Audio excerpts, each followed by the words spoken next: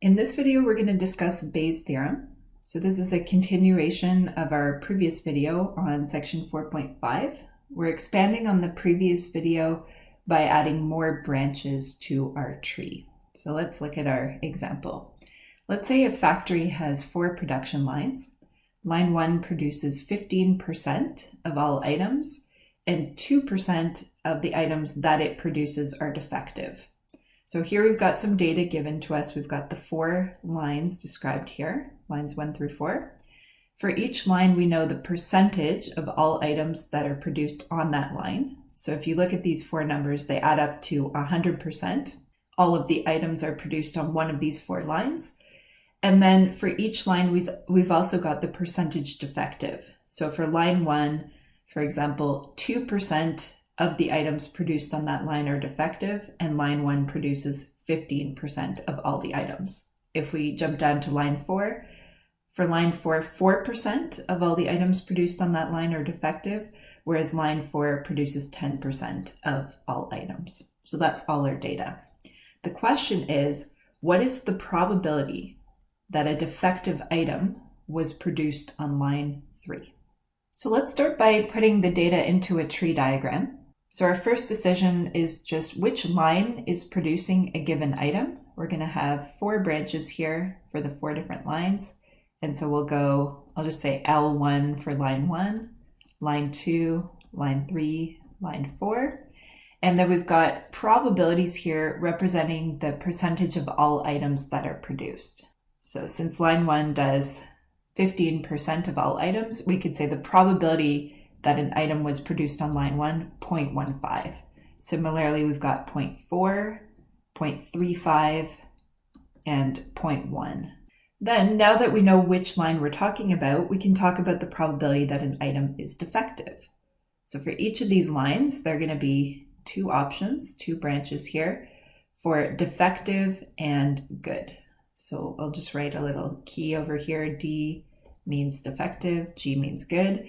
And it's actually just the defective that we care about. So for each of these lines, we're going to have 2 branches. And just for clarity, I'm going to label one of the branches to be defective, and that's the one that we're going to care about. So in our last column over here, we've got the percentage of defective items from each of these lines.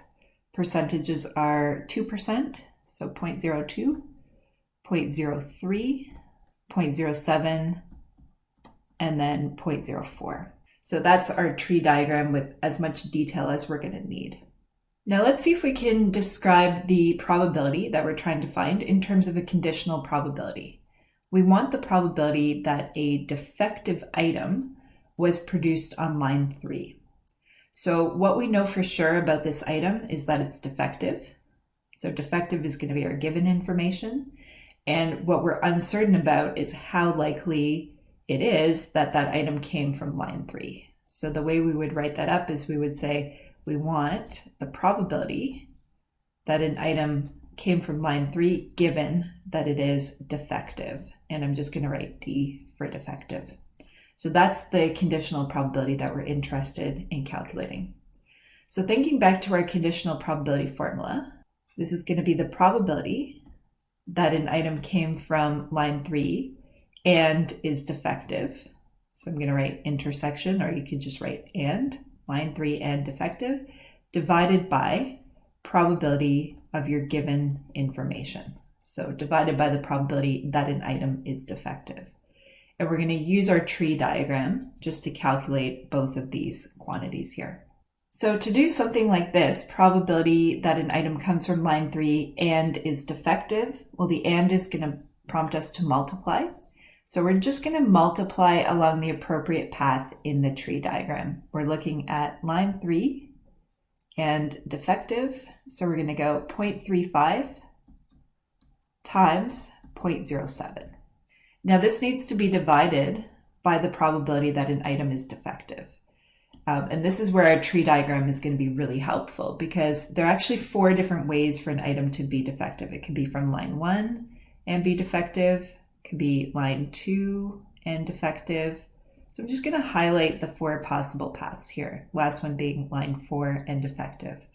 And again, what we're going to do is multiply along each path because we're saying and. We're saying line 1 and defective. So that prompts us to multiply. So for line 1 and defective, we go 0.15 times 0.02. And then what we're doing is we're summing all the paths to get the overall probability that an item is defective. So we're going to go plus, our next option is 0.4 times 0.03 plus, and so we're going to have this big sum in the bottom. We're actually going to have 4 terms in that sum. For line 3 and defective, 0.35 times 0.07, and then for line 4 and defective, 0.1 times 0.04. Now from the point of view of using your calculator, you want to be adding up all these numbers in the denominator, and therefore we want to have a bracket just to make sure that when the calculator does the operation, it really does divide by the entire sum that we've got in the denominator. So brackets quite important just so that the calculator gets the order of operations correct. So now you can take this, put this into your calculator, and you should get about 0.56. So 56% probability that a defective item actually came from line 3. And this is an example of a backwards probability because what we know is the second thing. We know that the item is defective, and we're asking a question about the first branch of the tree. So I'll put a check mark here saying we know the item is defective, but we're asking a question about the first branch of the tree in the sense of asking what's the probability that the item came from line 3. So Bayes' theorem, just a name for the process that we used in this problem to calculate our backwards conditional probability. So that's our video on Bayes' theorem. Thanks for watching.